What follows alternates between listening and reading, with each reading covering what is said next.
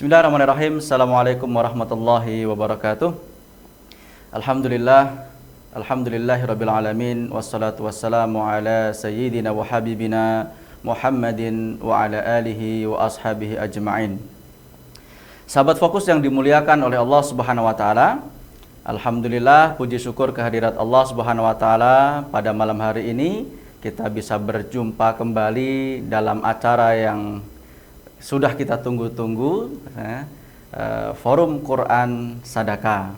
Dan alhamdulillah, tidak terasa kita sudah menginjak edisi yang keempat.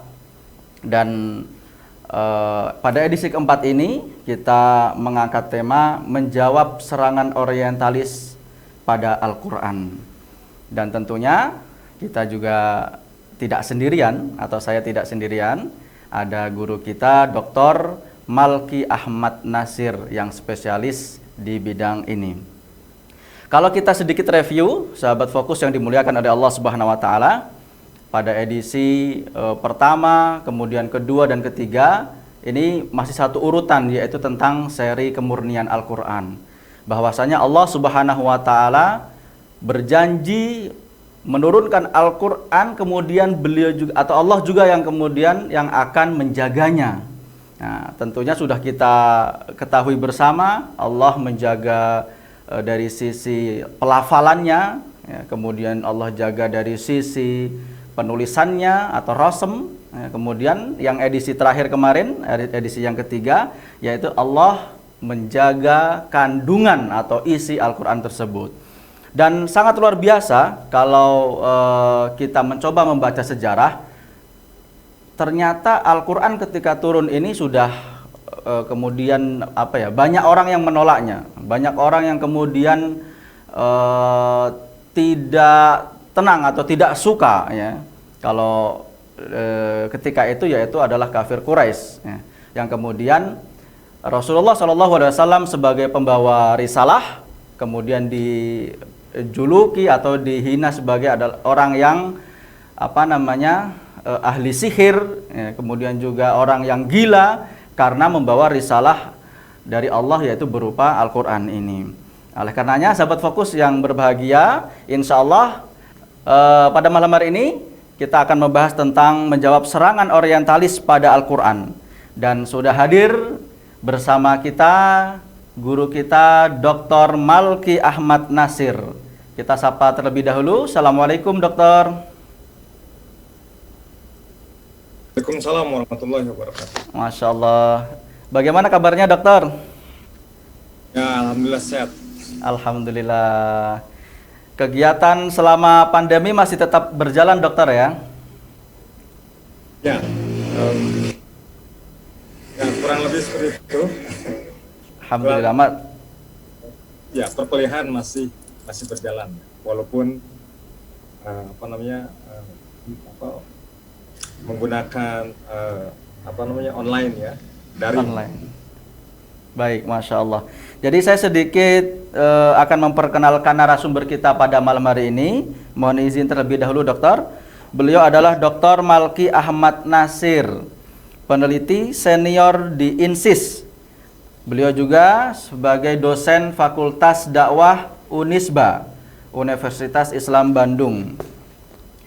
Sedikit bertanya, Dokter, kalau dulu ketika Rasulullah SAW mendapatkan amanah Al-Quran atau turun kepadanya Al-Quran, itu kan Rasulullah kemudian dicaci, kemudian dihina, dijuluki sebagai orang yang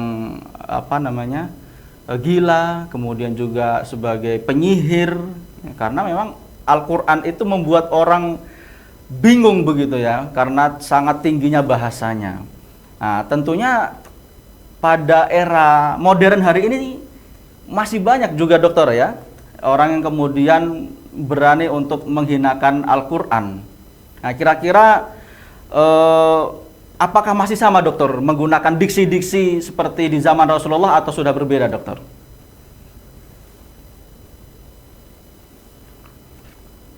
Nampaknya ada sedikit gangguan sinyal dengan narasumber kita. Kita tunggu terlebih dahulu. Kami mengajak sahabat fokus sekalian, baik yang berada di Zoom ataupun juga yang berada di YouTube, untuk membantu kami dalam mengembangkan channel YouTube Sadaka. Ya, kami mohon sahabat fokus sekalian berkenan untuk mensubscribe, kemudian men-like dan membagikan atau men-share konten-konten yang ada di akun YouTube Sadaka Mulia. Baik, kita sudah terhubung kembali dengan narasumber kita, Dr. Malki Ahmad Nasir. Langsung saja waktu kami berikan kepada beliau. Oke. Sebelumnya mohon maaf ya, tiba-tiba mungkin sinyal. Baik, dokter. Sekarang saya menggunakan handphone ya.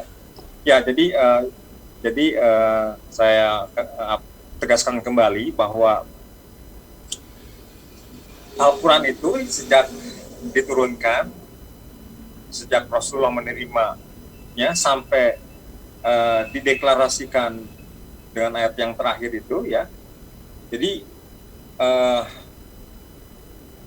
tidak ada perubahan. Ya, maksudnya perubahan yang dimaksud perubahan dari segi makna ya. Kemudian konten atau isinya ada yang disembunyikan. Maksudnya ini kan untuk membantah. Ya, misalnya nanti kan ada yang mengaku-ngaku nabi kemudian menerima wahyu. Nah, dengan begitu seolah Rasulullah telah khianat kan. Nah, karena itu jadi Al-Quran ini sejak awal sampai sekarang tidak berubah dari segi makna. Nah, kemudian dari segi bacaan ya. Nah, di sini harus hati-hati juga gitu ya, karena khususnya seperti Abu Jafri ini seorang orientalis ya, dia memperkenalkan istilah dalam bahasa Inggrisnya varian readings ataupun varian bacaan. Nah, kata Mustafa Azami ini bisa memberikan satu kesaksian. Seharusnya multiple readings. Jadi multiple readings itu artinya ragam bacaan. Nah, itu saya pikir sudah dijelaskan ya di pertemuan-pertemuan sebelumnya. Nah, jadi ada perbedaan. Nah, saya di sini akan memperlihatkan ya salah satu karya besar gitu atau Jeffrey ini ya, supaya jadi ini. Nah, ini material for the history of the text of the Quran. Jadi dia mentahqiq ya kitab Al-Masahif ya dengan memperkenalkan varian reading. Jadi untuk menunjukkan bahwa gagasan dan proyek dia ya, bahwa Al-Quran banyak misalnya kesalahan dan seterusnya ya, kemudian boleh dibaca dengan berbagai ya, dengan proyek ini itu kan untuk memperlemah dan khususnya untuk membuat umat Islam khususnya di kalangan masyarakat awam confused ataupun bingung gitu. Nah, tentunya dengan diperkenalkannya dan salah satu juga banyak dikritik ya, misalnya kan kata kunci yang hilang dari research ataupun dari penelitian yang dibuat oleh Abu Jafri itu kan kata kuncinya ar-rasmu tabi'un li riwayah. Jadi dia tidak melihat itu seolah bahwa bagi Abu Jafri dan juga kalangan orientalis yang lainnya